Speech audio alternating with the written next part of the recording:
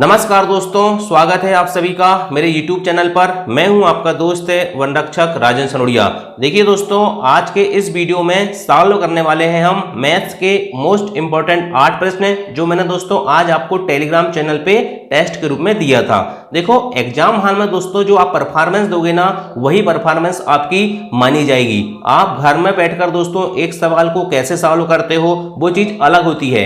Exam hall का माहौल अलग होता है और आपके घर में जब मैथ्स करते हो दोस्तों तो वहां का माहौल अलग होता है। एग्जाम हॉल में अगर आप किसी भी सवाल में 1-2 मिनट के लिए अटक जाते हो दोस्तों तो वहां पर आपको घबराहट शुरू हो जाती है। ठीक है, तो आपको घबराहट, आपकी उसी घबराहट को खत्म करने के लिए दोस्तों मैं आपको इस प्रकार की प्रैक्टिस करवाना चाहता हूं, ताकि दोस्तों आप कोई भी जो सवाल एग्जाम में आए उसको देखते ही क्या कर लें, अपना आंसर चालू कर दें। कहने का मतलब दोस्तों, आपसे मैथ्स में इतनी प्रैक्टिस बनना चाहिए कि सवाल देखते ही आपका पेन चालू हो जाए। ऐसा नहीं कि आपको सोचना पड़े, फिर उसके बाद आप पेन उठाओ फिर क्वेश्चन को सॉल्व करो। मैं कहता हूं दोस्तों कि इतनी प्रैक्टिस करो कि आपको वहां पर सोचने की जरूरत नहीं पड़े, आप सवाल देखो और अपना पेन उठा के स्टार्ट कर दो क्वेश्चन को सॉल्व करना। ठीक है, और मैथ्स में एमपी फॉरेस्ट गार्ड के एग्जाम में आपको ज्यादा टफ क्वेश्चन नहीं मिलेंगे। ठीक है, 10th लेवल का एग्जाम है, लेकिन आपको दोस्तों क्या करना है, यहां पर आपके जो सवाल हैं उसको एक्यूरेसी के साथ दोस्तों टाइम मैनेजमेंट को करते हुए जल्दी से जल्दी सॉल्व करना है। ठीक, चलिए शुरुआत करते हैं दोस्तों क्वेश्चन नंबर 1 से। 12 संख्याओं का औसत 20 है, प्रथम 5 संख्याओं का औसत 18 तथा अंतिम 6 संख्याओं का औसत 22 है, छठवीं संख्या क्या होगी। ठीक है, इस प्रकार का सवाल जब भी आएगा दोस्तों तो कुछ नहीं करना है। 12 संख्याओं का औसत कितना बोल रहा है, 20 बोल रहा है। आपको करना है 12 संख्याओं का औसत 20, मतलब 12 संख्याओं का योग कितना हो जाएगा दोस्तों, 12 गुणित 20 बराबर कितना हो जाएगा, 12 दूनी 24, मतलब 240 हो जाएगा। ठीक है, प्रथम 5 संख्याओं का औसत 18 है, मतलब दोस्तों प्रथम 5 संख्याओं का औसत 18 है, मतलब प्रथम 5 संख्याओं का योग कितना हो जाएगा, 90 हो जाएगा। 5 गुणित 18 बार कितना हो गया, 90 हो गया। अंतिम 6 संख्याओं का औसत 22 है, मतलब दोस्तों अंतिम 6 संख्याओं का योग कितना हो जाएगा, 6 दूनी 12 की 2 हासिल का 1, 6 दूनी 12 और 1 13, 132 हो जाएगा। ठीक है, अब हमें क्या करना दोस्तों, हमें देखो प्रथम 5 संख्या और अंतिम 6 संख्या, ठीक है, इन दोनों को जोड़ना है। ठीक है, इन दोनों को जोड़ लो तो इनका योग कितना हो रहा है। ठीक, तो देखेंगे तो 90 और 132 को जोड़ेंगे तो कितना हो जाएगा, ये हो जाएगा 2, 9 3 12 की 2 हासिल का 1 और 1 और 1 2। ठीक है, मतलब दोस्तों कितना आ गया, 222 आ गया। क्लियर। अब देखो 222 जो है दोस्तों प्रथम 5 संख्या और अंतिम 6 संख्याओं का औसत का जो योग है वो आ रहा है 222, जबकि से हमारे पास जो टोटल 12 संख्या है दोस्तों उनका योग कितना है, 240, और हमें निकालना क्या है, छठवीं संख्या निकालना है। तो छठवीं संख्या निकालने के लिए दोस्तों हम क्या करेंगे, इस 240 में मतलब सभी संख्याओं से दोस्तों ये प्रथम 5 और अंतिम 6 संख्याओं के योग को घटा देंगे। तो 240 में से 222 को घटाएंगे दोस्तों, 240 में से 222 को घटाएंगे, आंसर कितना आ जाएगा, 18 आ जाएगा। ठीक है, ये इसका आंसर हो जाएगा। क्लियर। चलिए next question, question number 2। Question number 2 कह रहा दोस्तों कि 15 लीटर घोल में 40% चीनी है, मतलब शक्कर है, इसमें 3 लीटर पानी और मिला दिया गया, नए घोल में चीनी का प्रतिशत कितना होगा। सबसे पहली बात दोस्तों, अपन को घोल कितना दिया है भाई, 15 लीटर का घोल दिया हुआ है। ठीक है, कितना लीटर घोल दिया हुआ है, 15 लीटर का घोल दिया हुआ है। इसमें क्या बोल रहा है, इसमें 40% चीनी है, मतलब 15 का 40% निकालूंगा मैं, 15 का 40% निकालूंगा दोस्तों तो कितना जाएगा, 15 चौके 60, मतलब हो जाएगा 600 बटे 6, मतलब 600 बटे 100, मतलब ये उतना हो जाएगा, आंसर 6 हो जाएगा। मतलब दोस्तों यहाँ पर हम कह सकते हैं कि चीनी की मात्रा कितनी हो गई, चीनी की मात्रा दोस्तों कितनी हो गई, 6 लीटर हो गई। ठीक है, चीनी कितना हो गया, 6 लीटर हो गया। ठीक है, देखो 15 लीटर घोल में 40% चीनी है और 3 लीटर पानी है, मतलब दोस्तों 6 लीटर क्या हो गया, चीनी हो गया। ठीक, अच्छा 6 लीटर क्या हो गया आपका, 6 लीटर हो गया चीनी, तो 15 लीटर टोटल घोल है, तो मतलब दोस्तों पानी कितना बच जाएगा, पानी बच जाएगा 15 में से 6 गए 9 लीटर, कितना बच जाएगा भाई, 9 लीटर बच जाएगा। ठीक है, अब देखो क्या कह रहा है, इसमें 3 लीटर पानी और मिला दिया भैया, 3 लीटर पानी यहाँ पर मिला दो तो 9 और 3 कितना हो जाएगा, 9 और 3 हो जाएगा 12 लीटर पानी हो जाएगा। ठीक है, अब नए घोल में चीनी का प्रतिशत पूछ रहा है। देखिए टोटल चीनी कितनी है, 6, टोटल घोल कितना हो जाएगा, 15 ऑलरेडी था, 3 लीटर पानी और मिला है तो 15 और 3 कितना हो जाएगा, टोटल घोल हो जाएगा 18 लीटर। समझ गए, 18 लीटर घोल है और चीनी जिसमें कितनी है 6 लीटर है। तो प्रतिशत पूछ रहा है तो 6/18 गुणित 100 कर देंगे। ठीक, काटेंगे तो 6 एकम 6, 6 तिया 18 और 100/3, 3 एकम 3, 3 तिया 9, 3 तिया 9, 33 सही 1/3। मतलब दोस्तों 33 सही 1/3 प्रतिशत ये हो जाएगा, चीनी की मात्रा हो जाएगी। ठीक, चलिए नेक्स्ट क्वेश्चन देखते हैं, क्वेश्चन नंबर 3।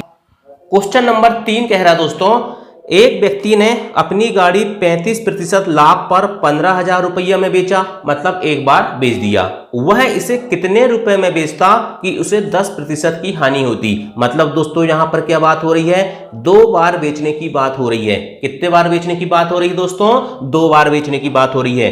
और जब भी सवाल 2 बार बेचने का है तो उसके लिए दोस्तों याद रखना, दूसरी बार का विक्रय मूल्य निकालने के लिए बोले या प्रतिशत हानि बोले, लाभ बोले, कुछ भी नहीं करना है आपको दोस्तों। एक फार्मूला है उसे याद रखना है, दूसरी बार का विक्रय मूल्य निकालने के लिए, क्या दूसरी बार का विक्रय मूल्य निकालने के लिए दोस्तों याद रखना क्या करना पड़ेगा, पहली बार का विक्रय मूल्य, क्या पहली बार का विक्रय मूल्य, पहली बार का विक्रय मूल्य क्या करेंगे, इसमें गुणा कर देंगे दोस्तों 100 प्लस माइनस दूसरा प्रतिशत, क्या कर देंगे 100 प्लस माइनस दूसरा बार का जो प्रतिशत है। ठीक है, दूसरा बार का जो प्रतिशत है इसको लिखेंगे। ठीक है, इसके बाद दोस्तों क्या करेंगे, बटे लगाएंगे और लिख देंगे 100 प्लस माइनस पहला प्रतिशत। ठीक है, पहला प्रतिशत। इस फार्मूले को आपको याद रखना है। दूसरी बार का विक्रय मूल्य निकालना है तो पहली बार का विक्रय मूल्य गुणित 100 प्लस माइनस दूसरा प्रतिशत ऊपर लिखना है और 100 प्लस माइनस दूसरा पहला प्रतिशत नीचे लिखना है। इतना सा कॉन्सेप्ट है। ठीक है, ये प्लस माइनस देखिए दोस्तों, यदि लाभ होगा तो प्लस आएगा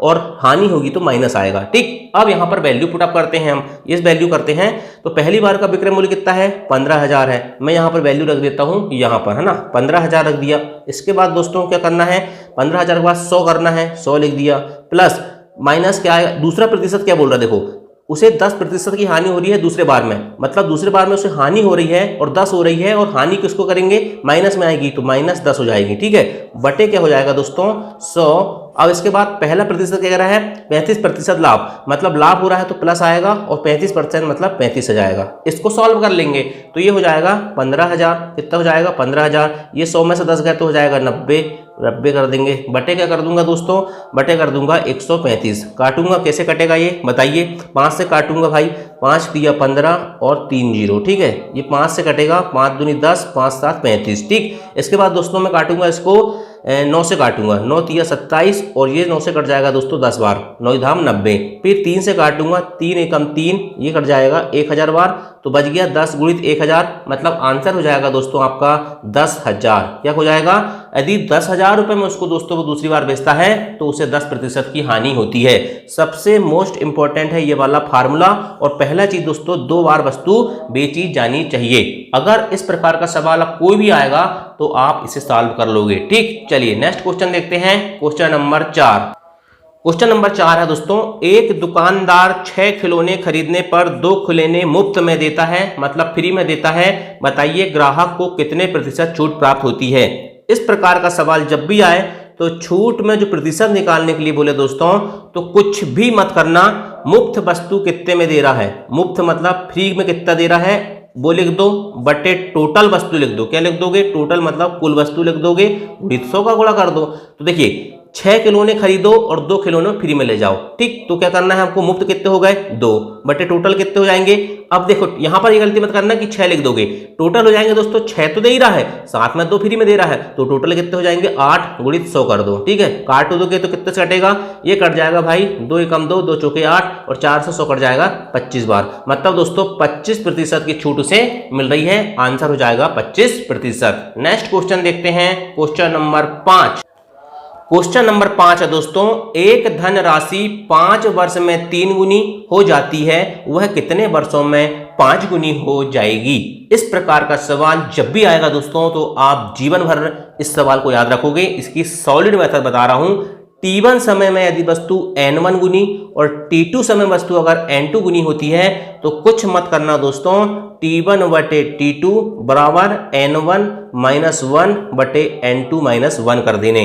ठीक है, ये फार्मूला कैसे आया ये आप पूछोगे तो मैं बता दूंगा। ठीक है, तो कुछ नहीं करना है, T1 कितना है दोस्तों, देखो यहां पर एक धनराशि 5 वर्ष में, मतलब T1 बराबर हो गया 5, ठीक। 3 गुनी हो रही है, मतलब N1 बराबर हो गया 3, ठीक। वह कितने वर्ष में, मान के चलो कितने वर्ष, मतलब T2 ही मान लो, 5 गुनी हो जाएगी, मतलब दोस्तों N2 बराबर कितना हो गया 5। वैल्यू रखेंगे तो T1 बटे T2 तो मुझे निकालना भाई। इसके बाद N1 3 माइनस 1 बटे N2 5 माइनस 1, ठीक है। तो T1 कितना है भाई, T1 है 5, इसको रख दूंगा, 5 की वैल्यू 5 हो गई, बटे T2 बराबर 3 में से 1 गए 2 और 5 में से 1 गए 4, काटूंगा 2 कम 2, 2 दूनी 4, T2 उधर जाएगा, ये 2 इधर जाएगा, तो T2 बराबर कितना हो जाएगा 10 वर्ष हो जाएगा।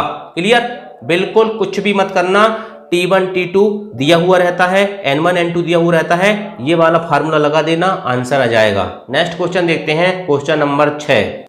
क्वेश्चन नंबर 6 दोस्तों, 3000 रुपए का 20% वार्षिक चक्रवृद्धि ब्याज की दर से 2 वर्ष का चक्रवृद्धि मिश्रधन कितना होगा। सिंपल फार्मूला से ये क्वेश्चन है। तो A बराबर क्या होता है, याद रखना, P into 1 plus R upon 100 की पावर n, ठीक, ये फार्मूला होता है। ए हमें निकालना है, P कितना दिया हुआ भैया, 3000 दिया हुआ है, तो 3000 लिख दूंगा मैं यहाँ पर, ठीक। 1 प्लस R कितना है 20 है, 20 लिख दूंगा, बटे 100 लिख दूंगा, n मतलब 2 वर्ष कितना है 2 लिख दिया, है ना। 20 से काटूंगा, 20 पंचे 100 यही कट गया, ठीक है। अब देखिए यहाँ पर ये हो जाएगा 3000, ठीक है, और ये 5 और 1 हो जाएगा 6 बटे 5 का स्क्वायर हो जाएगा। क्लियर। इसके बाद दोस्तों ये 3000 हो गया, ठीक है, गुणित 6 बटे 5 का स्क्वायर करूंगा तो 36 बटे 25 हो जाएगा। क्लियर। चलिए अब इसको काटूंगा मैं, काटूंगा तो कैसे कटेगा बताओ, ये कटेगा भाई 5 से 5 25, ठीक, ये कटेगा 5 से 5 6 30, 2 जीरो जाएंगे, है ना। 5 से एक बार और काटो तो 5 से कट जाएगा, 5 एकम 5, 5 दूनी 10, जीरो, मतलब 120 गुणित 36 हो गया, 120 गुणित 36 हो गया, इधर कर दिया मैंने, है ना। तो 12 छिंग 78, ठीक, 12 छिंग कितना होता है, 12 के 12, 12 दूनी 24, 12 के 36, तो 12 छिंग 72 होता है। मैं भी भाड़ा भूल गया था अभी, है ना, मैं 12 छिंग 78 बोल रहा था, 12 छिंग 72 होता है। 12 छिंग 72 के 2 हासिल का 7 और 12 तिया 36 और 7 कितना हो जाएगा 43, ठीक है। ये हो गया दोस्तों और जीरो, मतलब 43 20 इसका आंसर हो जाएगा, है ना। कभी कभी दोस्तों मैं भी भूल जाता हूँ, ऐसा नहीं है कि मैं कोई भगवान हूँ, गणित सिर्फ प्रैक्टिस का खेल है। 12 छिंग 72 होते हैं, मैं 12 छिंग 78 बोल रहा था, ठीक है, लेकिन इसका आंसर दोस्तों 43 20 आ रहा है, ठीक। चलिए नेक्स्ट क्वेश्चन, क्वेश्चन नंबर 7 देखते हैं। क्वेश्चन नंबर 7 है दोस्तों, 2 व्यक्ति की कार्य क्षमता का अनुपात 3:2 है। यदि दोनों मिलकर काम को 6 दिन में पूरे करते हैं तो प्रत्येक अकेले कितने दिन में करेंगे। देखो दोस्तों, मैं जब कार्य और समय पढ़ा रहा था तो मैंने बताया था कि कार्य जो होता है दोस्तों समय के क्या होता है, विलोम अनुपाती होता है या होता है इन्वर्सली प्रोपोर्शनल होता है। देखो क्षमता का अनुपात दिया हुआ है, क्षमता का अनुपात है दोस्तों कितना 3:2, तो समय का अनुपात कितना हो जाएगा 1/3 अनुपात 1/2 हो जाएगा, है ना। इसका हम एलसीएम लेते हैं, ऊपर गुणा करते हैं तो इसका 3 और 2 का एलसीएम कितना आएगा 6, तो 6/3 अनुपात 6/2 करते हैं तो हो जाएगा दोस्तों 2:3 हो जाएगा, ठीक है। ये इसका एक मेथड होती है ना। अब समय का अनुपात 2:3 आ गया। क्वेश्चन कह रहा है यदि दोनों मिलकर काम को 6 दिन में पूरा करते हैं। मान के चलो दोस्तों ये समय का अनुपात है, तो मान के चलो पहला आदमी 2x दिन में कर रहा है और दूसरा आदमी 3x दिन में कर रहा है, ठीक है। तो एक दिन का काम कितना हो जाएगा इसका 1/2x धन 1/3x हो जाएगा, बराबर दोनों क्या कर रहे हैं मिलकर 6 दिन में कर रहे हैं, तो एक दिन का काम कितना हो जाएगा 1/6 हो जाएगा, ठीक है। अब इस इक्वेशन को सॉल्व कर लो। इस इक्वेशन को सॉल्व करेंगे तो एलसीएम लेंगे अपन 6x, ठीक है, 6x एलसीएम ले लेंगे, 2x का भाग 6x में देंगे 3 बार जाएगा, 3x भाग 6x में देंगे 2 बार जाएगा, कर देंगे, ठीक है, 1/6। ये 6 से 6 यहीं काटो, ठीक है, ये x निकालना मेरे को, तो x को इधर ले जाओ 5 हो जाएगा। x की वैल्यू कितनी आ गई 5। हमको निकालना क्या है, प्रत्येक अकेले कितने दिन में पूरा करेंगे। तो समय का अनुपात तो 2x और 3x ऑलरेडी निकाल चुके हम, तो 5 का गुणा इसमें करेंगे 2 में तो ये 10 हो जाएगा, और 5 का गुणा 3 में करेंगे तो 15 हो जाएगा। मतलब दोस्तों 10 दिन और 15 दिन में काम को पूरा कर लेंगे, ठीक। चलिए नेक्स्ट क्वेश्चन देखते हैं, क्वेश्चन नंबर 8। क्वेश्चन नंबर 8 है दोस्तों, एक रेलगाड़ी 50 मीटर लंबे प्लेटफार्म को 14 सेकंड में तथा प्लेटफार्म पर खड़े व्यक्ति को 10 सेकंड में पार कर जाती है। रेलगाड़ी की चाल ज्ञात करो। भैया रेलगाड़ी की चाल निकालना है ना, आप रेलगाड़ी की चाल मान लो x मीटर प्रति सेकंड मान लो, ठीक है, यहाँ मीटर और सेकंड में दिया है तो अपन x मीटर प्रति सेकंड मान लो, और रेलगाड़ी की लंबाई मान के चलो y मीटर है, ठीक, क्योंकि यहाँ पर देखो 50 मीटर दिया है, सेकंड दिया है, तो x मीटर प्रति सेकंड में रेलगाड़ी की चाल मान ले रहा हूँ और y मीटर के मान लेता हूँ, रेलगाड़ी की लंबाई मान लेता हूँ, ठीक है। अब देखो भाई क्या कह रहा है, एक रेलगाड़ी 50 मीटर लंबे प्लेटफार्म को 14 सेकंड में पार करती है, ठीक है। मान के चलो दोस्तों ये रेलगाड़ी है ना, रेलगाड़ी है और ये प्लेटफार्म है, ठीक है। तो रेलगाड़ी इस प्लेटफॉर्म को पार करेगी तो क्या कितनी दूरी तय करेगी, ये प्लेटफॉर्म के बराबर और रेलगाड़ी की लंबाई के बराबर भी। मतलब दोस्तों दूरी बराबर क्या हो जाएगा, दूरी बराबर हो जाएगा, आपको पता है 4 बराबर दूरी बटे समय होता है, तो दूरी बराबर 4 गुणित समय हो जाएगा। ठीक है, तो दूरी कितनी हो जाएगी, दूरी देखिए रेलगाड़ी की लंबाई कितना माना हूं मैंने, बाय, तो बाय कर दिया, प्लस आपका प्लेटफॉर्म की लंबाई कितनी हो जाएगी 50 बराबर चाल कितनी है, चाल हमको पता नहीं है, एक्स माने हमने एक्स कर दूंगा, पूरी समय कितना कह रहा है 14 सेकंड, तो 14 कर दूंगा। तो इसका कितना, इसको सॉल्व करेंगे कितना हो जाएगा, ये हो जाएगा 14x बराबर दोस्तों इसको इधर ले लूंगा y धन 50। ये क्वेश्चन नंबर 1 हो गई। ठीक, अब दूसरा सेंटेंस क्या कह रहा है, तथा प्लेटफॉर्म पर खड़े व्यक्ति को 10 सेकंड में पार कर जाती है। तो यहां पर कितनी दूरी तय करती है, दूरी बराबर 4 गुणित समय यहां भी हम करते हैं। ठीक है, दूरी बराबर 4 गुणित समय यहां भी करते हैं। दूरी कितनी तय करेगी, देखो